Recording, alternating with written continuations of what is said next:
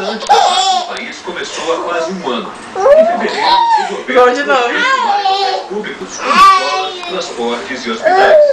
13 milhões de fumantes também sentiram no bolso o preço do cigarro. Apesar dos protestos dos vendedores de tabaco, o governo não aliviou. Essa Francisca disse que vai deixar de frequentar bares e boates.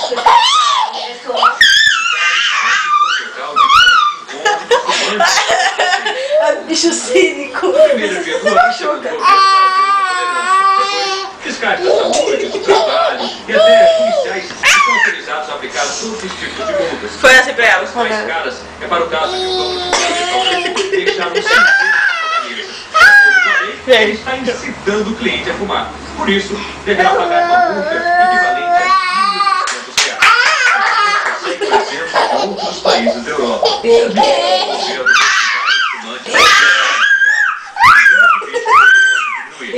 Mais de 60 mil pessoas morrem no país devido ao tabagismo.